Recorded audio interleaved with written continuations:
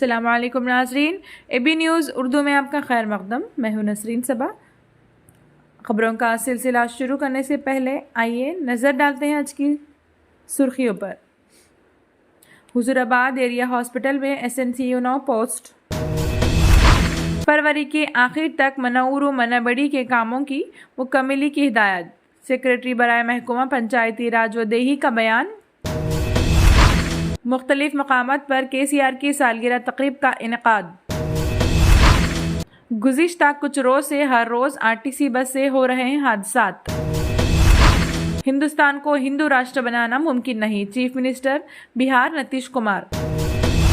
Congress party نے وزیر اعظم نریندر مودی اسرائیلی agencies کی مدد لینے کا سنگین الزام کیا عائد۔ BBC کے دفاتر میں کئی مالی بے قاعدگیاں ہوئی ہیں، محکمہ income tax. Karachi police office پر دہشت گردوں کا حملہ، ایک پولیس اہلکار شہید۔ اب خبریں تفصیل سے۔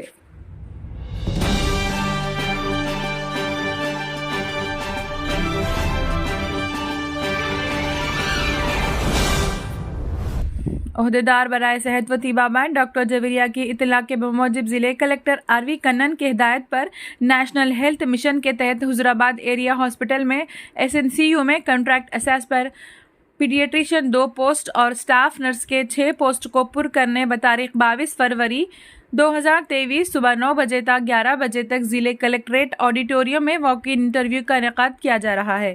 پیڈیاٹریشین کے لیے MD DCH DNM یا MD ڈپلومہ DNB یا MBBS کامیاب نیونیٹل کیئر تجربہ رکھنے والے امیدوار اور اسٹاف نرس کے لیے BSc یا GNM کامیاب میڈیکل کونسل رجسٹریشن کے حامل افراد اہل قرار دیے گئے ہیں۔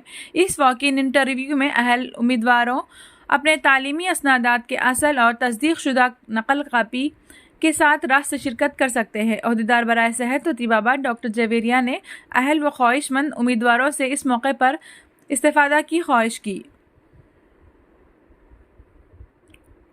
اسی طرح ایک اور خبر۔ مناور و منابڑی پنچایتی عمارتوں سے CC روڈ کے تعمیری کاموں کو ماہ فروری کے آخری تک مکملی کی سیکریٹری برائے محکمہ پنچایتی راج و دیہی ترقی سندیپ کمار سلطانیہ کی متعلقہ عہدیداروں کو ہدایت۔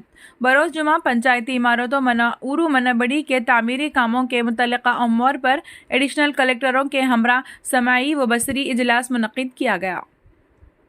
اس موقع پر سیکریٹری سندیپ کمار سلطانیہ نے خطاب کرتے ہوئے کہا کہ مناور و منابڑی کے آغاز کردہ تعمیری کاموں کو جاریہ ماہ کی آخر تک مکمل کیا جائے۔ اس سماعی و بصری اجلاس میں ایڈیشنل کلکٹر مجالس مقامی گریما اگروال، عہدیدار برائے دیہی ترقی سری لتا، ضلع پنچایتی راج انجینئر R سرینیواس راؤ و دیگر نے شرکت کی۔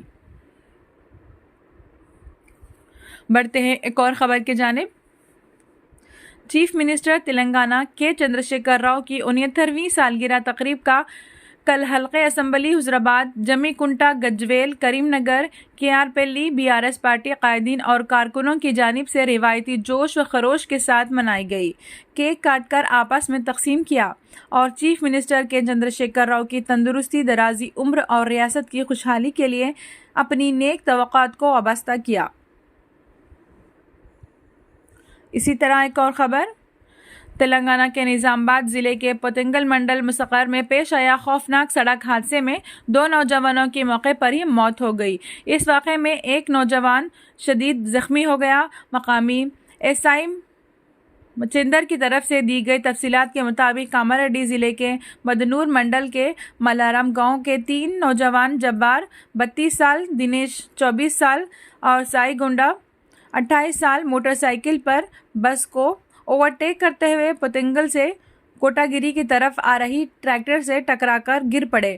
اس دوران بودھن ڈپو کی بس نے ان دونوں کو کچل دیا، جس کے نتیجے میں بائک پر سفر کر رہے تینوں میں سے 2 کی موقع پر ہی موت ہو گئی اور نوجوانوں سائی گنڈا شدید زخمی ہو گیا۔ اسے تشویشناک حالت میں مقامی لوگوں نے 108 ایمبولینس کے ذریعے فوری طور پر بودھن سرکاری اسپتال منتقل کیا۔ اسی طرح ایک اور خبر۔ کانگریس پارٹی نے وزیر اعظم نریندر مودی اور بی جے پی پر انتخاب میں کامیابی کے لیے اسرائیلی ایجنسیز کی مدد لینے کا سنگین الزام عائد کیا ہے۔ کانگریس ترجمان پون کھیڑا اور سپریا شرینیت نے بین الاقوامی میڈیا کی رپورٹس کی بنیاد پر دعویٰ کیا ہے کہ مودی جمہوریت کے ساتھ کھلواڑ کر رہے ہیں۔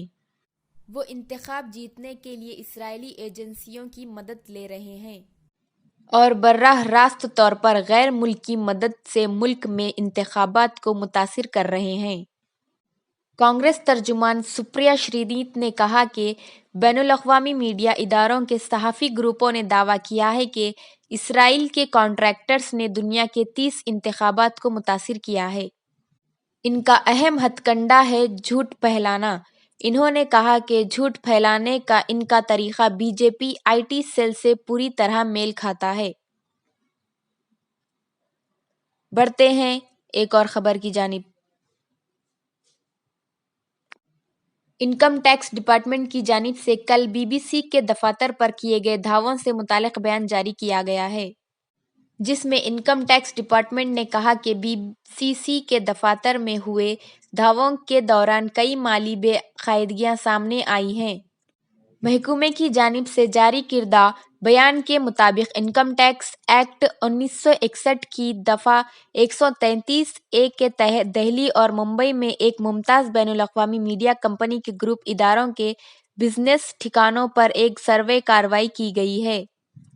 یہ گروپ انگریزی، ہندی اور دیگر کئی ہندوستانی زبانوں میں متن کی تیاری کے بزنس میں لگا ہوا ہے اور اشتہارات کی فروخت اور مارکیٹ سپورٹس خدمات میں کام کرتا ہے۔